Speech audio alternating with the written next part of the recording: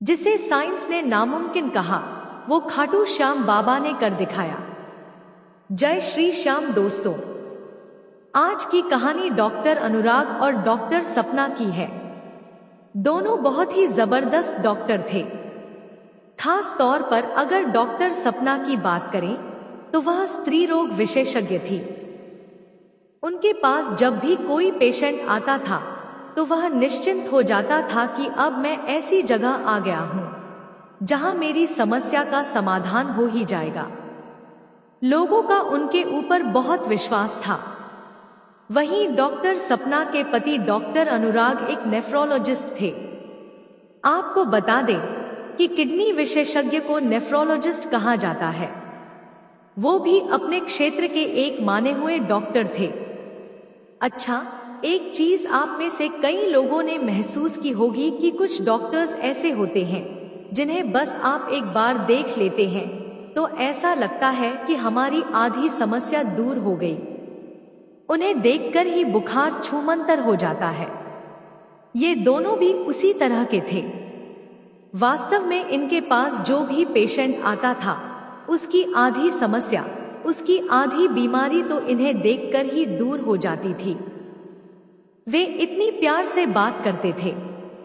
वैसे सभी डॉक्टर प्यार से बात करते हैं, लेकिन किसी किसी को आप मन से खुलकर अपनी समस्या बता सकते हैं और वह जो कहते हैं वह बात आपको उचित लगती है, समझ आती है, आप उन पर विश्वास करते हैं। कहते हैं ईश्वर का दूसरा नाम डॉक्टर होता है। डॉक्टर वास्तव में भगवान का दूसरा रूप होते हैं। वो हमेशा आपके लिए हाजिर रहते हैं। कभी भी आपको जरूरत पड़ जाए, रात दोपहर दिन शाम, उन्हें वास्तव में अपनी किसी भी सहूलियत से ज्यादा आपकी फिक्र होती है।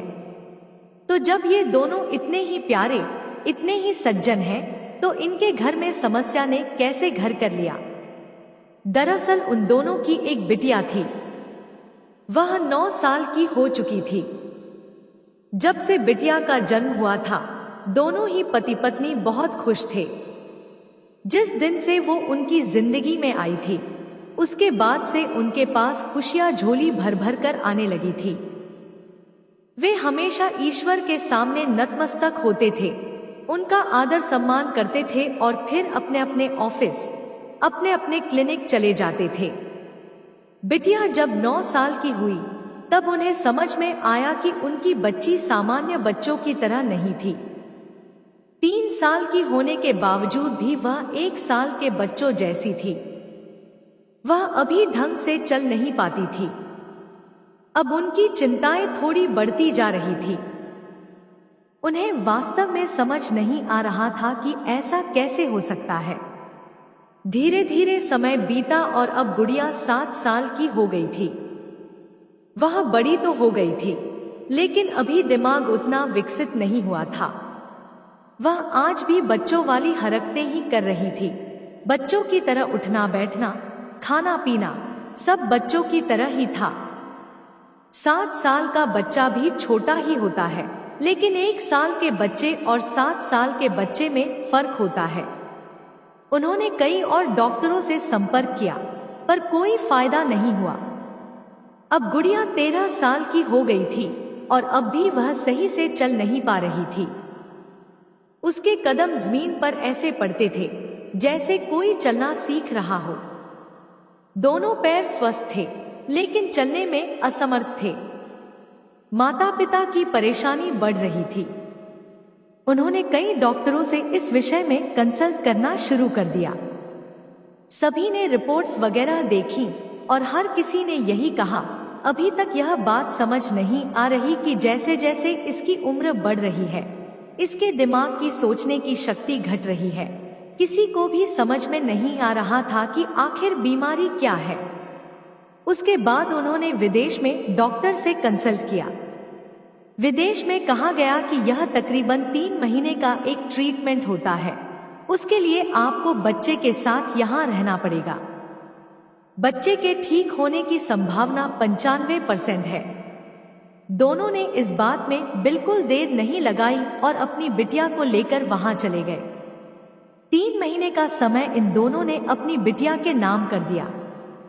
3 महीने तक उन्होंने कोई भी अपॉइंटमेंट नहीं लिया। 3 महीने बीत गए, लेकिन समस्या वही की वही थी। कोई भी परिवर्तन नहीं हुआ। लेकिन आज उन्हें एक ऐसा पर्चा मिला, एक ऐसी रिपोर्ट जिस पर साफ लिखा था कि यह पूरी जिंदगी के लिए अब ऐसी ही रहने वाली है। इसके दिमाग का विस्तार नहीं हो सकता। अभी तो यह थोड़ा बहुत चल लेती है, लेकिन आगे चलकर यह भी बंद हो जाएगा। हाथों की मूवमेंट भी बंद हो जाएगी और फिर एक समय ऐसा आएगा जब यह सांस लेना भी भूल जाएगी। माता पिता की आंखों में आंसू आ गए। दोनों परेशान थे, चिंतित थे कि हमारी तो दुनिया ही खत्म हो गई। लेकिन फिर भी वे अपना मन पक्का करके गुड़िया के सामने आते, उससे बहुत हंसी मजाक करते, गुड़िया को खुश करने की कोशिश करते। वे अपनी तरफ से बिटिया को खुश रखने की पूरी कोशिश करते थे। ऐसे ही धीरे धीरे समय बीत रहा था और बिटिया अब 15 साल की हो गई थी। वास्तव में उस रिपोर्ट पर लिखी बात अब धीरे धीरे सच होती जा रही थी। अब वह एक पैर से बहुत लड़खड़ाकर चल रही थी। अब उन दोनों डॉक्टर पति पत्नी की मनोदशा भी बदल गई थी। वे बहुत परेशान रहने लगे थे। जहां पहले वे बड़े उत्साह के साथ पेशेंट से मिलते थे, वहीं अब वे खुद डिप्रेशन में थे। डॉक्टर सपना अपने पेशेंट से बात करते करते कभी भी रोने लग जाती थी और डॉक्टर अनुराग भी पेशेंट से बात करते करते अक्सर उदास हो जाते थे। उनके पेशेंट ही उन्हें दिलासा देते थे, सब ठीक हो जाएगा। समझ नहीं आ रहा था कि क्या करें। दोस्तों, विज्ञान की बहुत बड़ी अहमियत होती है, लेकिन उसके आगे भी एक दुनिया है जिसने इस सृष्टि को रचा है। खैर, वे दोनों बहुत परेशान रहने लगे थे। कभी कभी वे खाना खाना तक भूल जाते थे, लेकिन बिटिया को अपने हाथों से खाना खिलाए बिना वे कभी खाना नहीं खाते थे। सुबह जब वे अपने हॉस्पिटल के लिए जाते तो बिटिया को खाना खिलाकर ही जाते थे। अब इसे बिटिया के लिए लाड़ कहिए, प्यार कहिए या मजबूरी कहिए, उन्हें यह करना ही पड़ता था, क्योंकि अब वह बिटिया अपने हाथों से भी असमर्थ होती जा रही थी। उसके हाथों में अब उतनी जान नहीं थी कि वह अपना निवाला उठाकर अपने मुंह तक ला सके। उनके घर में एक डोमेस्टिक हेल्पर दीदी थी जो उनकी मदद करती थी। वह पूरे दिन उस बिटिया के साथ रहती थी, उसके साथ खेलती थी, बातें करती थी। जो भी वह कहना चाहती थी वो दीदी झट से समझ जाती थी। मानिए कि बिटिया के लिए वो माँ का दूसरा रूप ही थी। वो भी अक्सर डॉक्टर सपना से बात करते करते भावुक हो जाती थी और कहती थी, आप पूरी दुनिया को खुशियां देती हो और आपके घर में यह परेशानी कैसे आ गई? मैं सच में बहुत ज्यादा परेशान हो जाती हूँ यह देखकर। आप दोनों कितने अच्छे हो। भगवान ने बहुत गलत किया है। इस बात पर डॉक्टर अनुराग ने कहा, भगवान ने कुछ गलत नहीं किया, यह हमारी किस्मत में था। हम भगवान के सामने अपनी अरदास तो लगा सकते हैं, लेकिन करते वो कुछ नहीं है। अगर करना ही होता तो क्या तुम्हारी भाभी जी ने कभी किसी ईश्वर को नाराज किया है? या कभी मैंने नाराज किया है? क्या हमने उनके आगे हाथ नहीं जोड़े? अरे, ये सब मजाक की बातें होती हैं, अपने दिल को तसल्ली देने वाली बातें। आपने हॉस्पिटल्स में बड़े बड़े पूजा घर देखे होंगे। वहां जाकर आप अपने भगवान से दुआ मांगते हैं। क्या भगवान ऑपरेशन करते हैं? ऑपरेशन थिएटर में डॉक्टर होते हैं। तो अपने मन से यह बात निकाल दो कि कोई चमत्कार होगा। कोई भगवान कुछ नहीं करता। अगर हम नहीं करेंगे तो कोई नहीं करेगा। आज उनके शब्दों में कड़वाहट और घमंड था कि मैं बहुत बड़ा हूं, डॉक्टर्स बहुत बड़े हैं। डॉक्टर अनुराग की बात सुनकर वह दीदी कुछ नहीं बोली, बस अपने आंसू पोंछकर किचन में चली गई। वह सभी के लिए खाना बनाती है और रोते रोते घर के काम में लग जाती है। वह सोच रही थी, आज मालिक बहुत परेशान है। डॉक्टर सपना अपनी बिटिया को खाना खिला रही थी। अब स्थिति यह थी कि उनकी बिटिया कभी कभी रोटी को चबाना भी बीच बीच में भूल जाती थी। और विदेश में भी उन्हें यही कहा गया था, एक ऐसा वक्त आएगा जब यह सांस लेना भी भूल सकती है, तो वो समय कहीं ये ना हो। यह सोचकर डॉक्टर सपना बार बार घबरा जाती थी। एक दिन की बात है, डॉक्टर सपना अपने क्लिनिक में अपने पेशेंट से मिल रही थी। तभी फूल बेचने वाली एक बूढ़ी अम्मा आई। उनके पास गुलाब के कुछ फूल थे और वह सीधा उनके क्लिनिक में आ गई। उन्हें बाहर ही रोका गया। आप ऐसे अंदर नहीं जा सकती, बूढ़ी अम्मा बोली। मुझे डॉक्टर बिटिया से मिलना है। उनसे पूछा गया, क्या काम है? अम्मा ने कहा, मुझे फूल देने हैं। बहुत समय हो गया मैंने बिटिया से बात नहीं की है। अम्मा अंदर जाने की जिद करने लगी।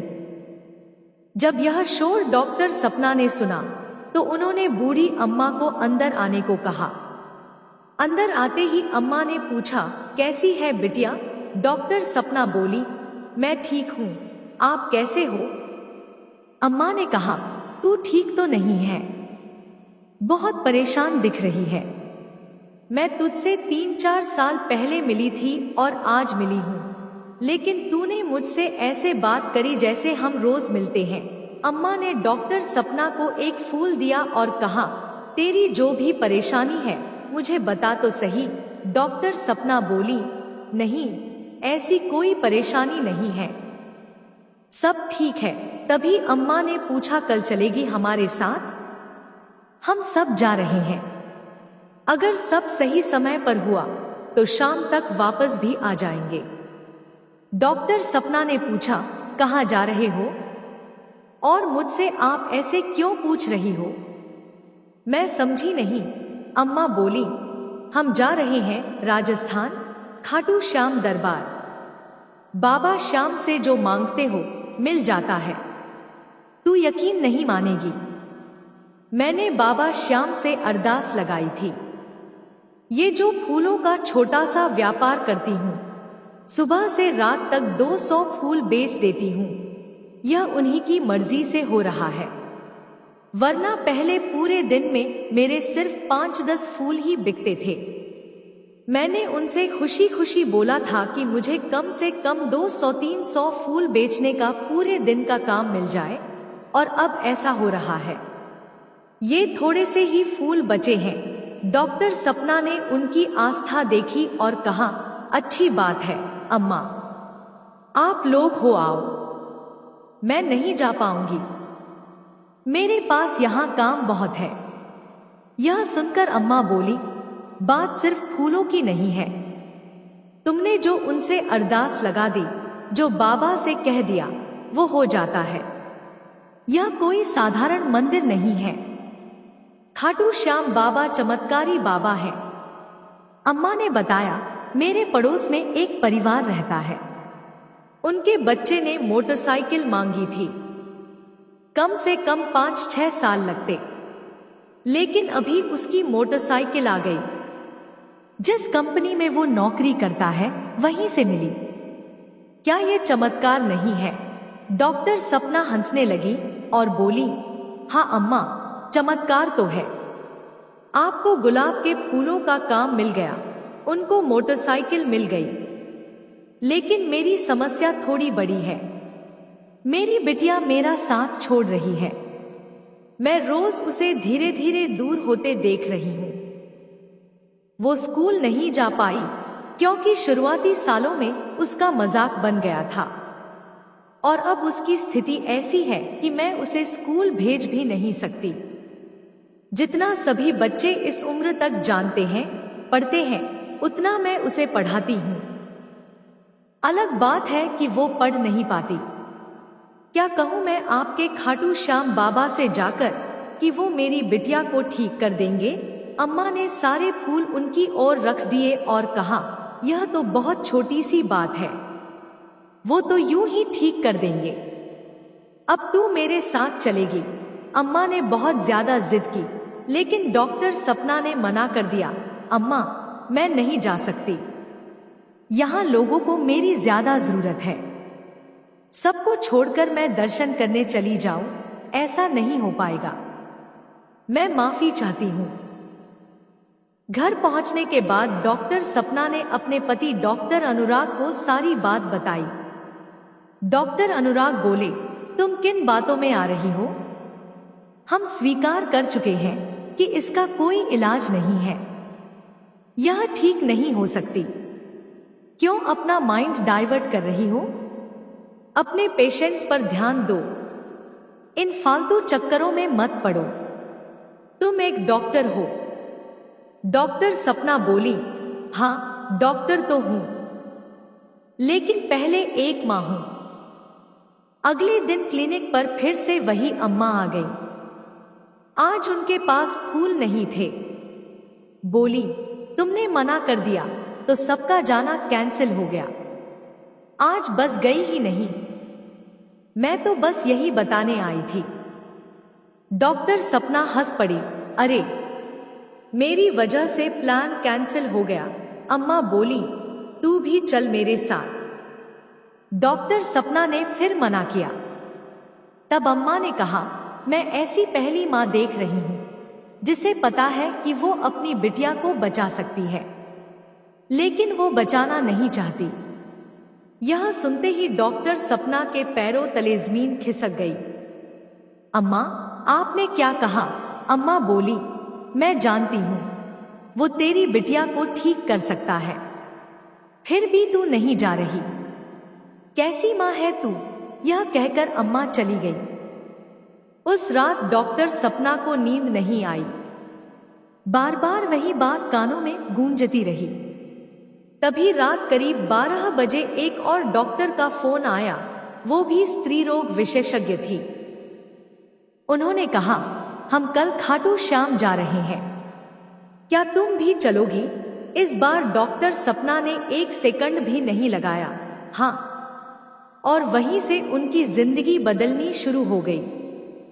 सामने से जिस डॉक्टर का फोन था, उसने डॉक्टर सपना से पूछा, क्या आप पहले कभी वहां जा चुकी हो? क्योंकि आपने एकदम से हाँ बोल दिया। अभी तक उसने जिससे भी पूछा था वो सभी यही पूछ रहे थे, मंदिर कहाँ है, कैसे जाना है? तो डॉक्टर सपना ने बताया, नहीं, मैं वहां कभी नहीं गई। फिर डॉक्टर सपना ने कहा, पता नहीं कैसे, पर मेरे मुंह से सीधे हाँ निकल गया। अगले दिन का कार्यक्रम तय होता है। डॉक्टर सपना अपने पति से बोलती हैं, हमारा कुछ ट्रिप है, हम रात तक वापस आ जाएंगे। वो अपनी बिटिया को भी साथ लेती है। वो दीदी भी साथ थी जो बिटिया की देखभाल करती थी। करीबन 3-4 गाड़ियां जा रही थी और सभी डॉक्टर थे। वो सभी बाबा के दरबार में पहुंचते हैं। उन्हें ये तक पता नहीं था कि अरदास कैसे लगानी है, क्या बोलना है, जय श्री श्याम बोलना है, यह भी नहीं पता था। लेकिन जब आप बाबा के सामने आते हैं ना, तो बहुत सारी चीजें अपने आप होने लग जाती हैं।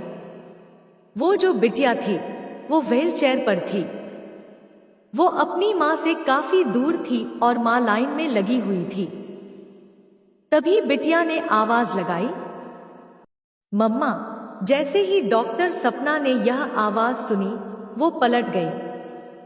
वो लाइन में से सभी को पार करती हुई बाहर आती हैं और कहती हैं, बेटा दोबारा बोल। तो बिटिया बोली, मम्मा भूख लगी है, आप चमत्कार देखिए। अभी वो बाबा के सामने पहुंची भी नहीं थी और ये 1.5 साल से बोल नहीं पा रही थी। यहाँ आते ही उसके मुंह से शब्द निकल पड़े, मम्मा भूख लगी है। डॉक्टर सपना यह देखकर भावुक हो गई। उनकी आंखों से आंसू बहने लगे।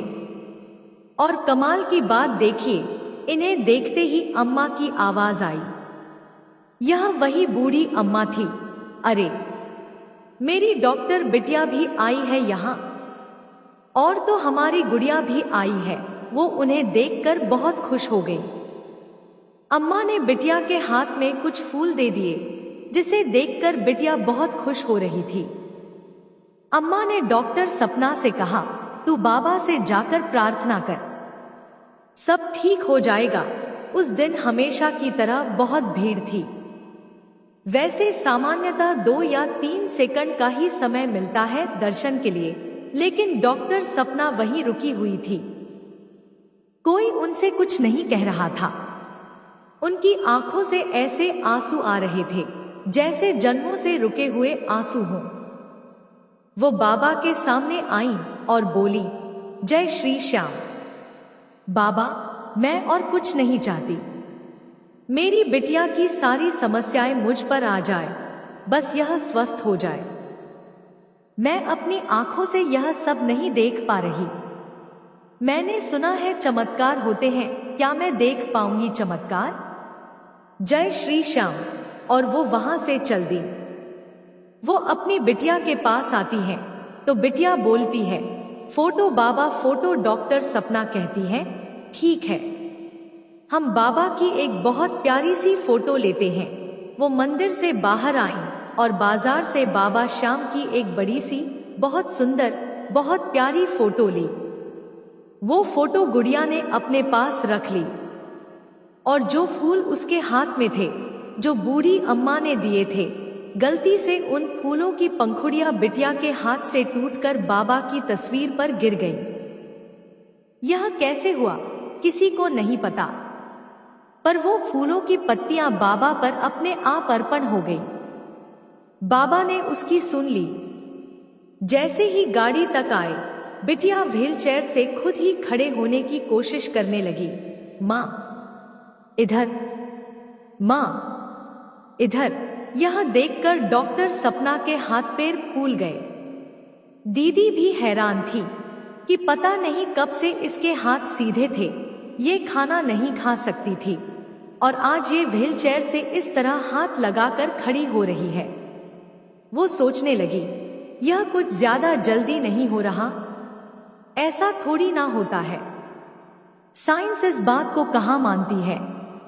भगवान चमत्कार करते होंगे, लेकिन कम से कम 10-15 साल तो लगते होंगे। यहाँ तो 10 मिनट भी नहीं लगे। गुड़िया की माँ ने उसे गाड़ी में बिठाया। उनके आंसू लगातार बह रहे थे। साथ आई मित्र ने कहा, सब ठीक हो जाएगा। वो इस चीज पर ज्यादा ध्यान नहीं दे रही थी, लेकिन माँ को पता था बिटिया क्या कर सकती है और क्या नहीं। वो निवाला हाथ से बनाकर रोटी तोड़ नहीं सकती थी, लेकिन आज ये अपने आप दोनों हाथ हैंडल पर रखकर खड़ी होने की कोशिश कर रही थी। अब वो घर आते हैं। बाबा श्याम की तस्वीर उनके पास थी। डॉक्टर अनुराग यह देखकर पूछते हैं, आप लोग कहाँ गए थे? जब डॉक्टर अनुराग को पता चला कि वो लोग खाटू श्याम गए थे, तो वो बहुत गुस्सा हुए। बोले, तुम आज भी उस बात से बाहर नहीं निकली हो कि ईश्वर चमत्कार करेंगे, भगवान चमत्कार करेंगे? तस्वीर देखकर उन्होंने पूछा, कौन है ये? डॉक्टर सपना ने कहा, कन्हैया ही है। ये भी फिर बोली, मैं बस आपसे यह कहती हूँ, आप मुझे इस बारे में कुछ भी मत कहिए, इनके बारे में कोई अपशब्द मत बोलिए। मैंने जो देखा है वो पॉसिबल नहीं है। यह एक चमत्कार है, जादू है। डॉक्टर अनुराग बोले, अगर ऐसा है तो ठीक है, जिंदगी भर मैं उनकी पूजा करूंगा अगर ऐसा कुछ हो जाए जैसा तुम कह रही हो। डॉक्टर सपना बोली, मैंने अपनी आंखों से ये होते देखा है, आप मुझ पर विश्वास नहीं कर रहे। डॉक्टर अनुराग बोले, ये हो ही नहीं सकता। इस कागज पर जो लिखा है, विदेश के हॉस्पिटल की रिपोर्ट, वो सब डॉक्टर क्या बेवकूफ हैं? तुम जो बता रही हो उस पर मैं कैसे यकीन कर लूं? डॉक्टर सपना ने कहा, जो हमारे घर आती है दीदी, उन्होंने भी देखा है, और क्लिनिक पर जो अम्मा आती है फूल देने, उन्होंने भी देखा है। डॉक्टर अनुराग को अभी भी विश्वास नहीं हो रहा था। बोले, यह जो कहानी बना रही हो ना, यह सब बेवकूफी की बातें हैं, ऐसा कुछ नहीं होता। तभी एक हल्का सा प्रमाण बाबा की तरफ से आया। बिटिया ने आवाज दी, पापा। उन दोनों की बातें एकदम से बंद हो गई। बिटिया ने अपने रूम से 10 साल बाद आवाज दी थी। वो भागते हुए उसके पास गए और उसके सिरहाने बैठ गए। डॉक्टर अनुराग ने पूछा, बेटा, आवाज दी थी? बिटिया बोली, टीवी। टीवी। वो बस कुछ शब्द बोल रही थी, बाकी आप समझ लीजिए। टीवी चलाया गया। बिटिया हंसने लगी और वो दोनों यह देखकर भाव विभोर होकर रोने लगे। आंसू पोंछते पोंछते डॉक्टर अनुराग बोले, कहाँ है यह बाबा का दरबार? दोनों पति पत्नी एक दूसरे के गले लग गए। डॉक्टर अनुराग बोले, यह तो वाकई चमत्कार हो गया। क्या हम कल वहां चलें? क्या कहती हो? डॉक्टर सपना बोली, बिल्कुल चलेंगे। अब यह उन तीनों की किस्मत थी कि उन्हें इतनी जल्दी दर्शन करने का मौका मिल गया। डॉक्टर साहब ने भी अरदास लगाई और जो गुड़िया थी वो धीरे धीरे बोलना शुरू कर चुकी थी। एक हफ्ता बीता और सिर्फ एक हफ्ते में उसने व्हीलचेयर छोड़ दी। दूसरे हफ्ते उसने बोलना शुरू कर दिया। तीसरे हफ्ते उसने धीरे धीरे सुर पकड़ने शुरू कर दिए, यानी गाना गाना शुरू कर दिया। यह बात कल्पना से परे थी। जिस लड़की की रिपोर्ट में लिखा था कि वो सांस लेना भी भूल जाएगी, वो गाना भी गाएगी। चौथे हफ्ते यानी महीने भर में वो किचन में अपनी माँ के साथ खड़ी थी और उनसे बातें कर रही थी। 4 हफ्ते पहले ये कौन थी और आज कौन है? आज वो माँ के साथ कंधे से कंधा लगाए खड़ी थी। अपने पापा को सुबह खुद अपनी जरूरतें बता देती थी, मुझे ये चाहिए, ये कलर चाहिए। जिनकी वजह से उनके जीवन में खुशियां आई थी, उनका दामन अब कभी छूटता नहीं था।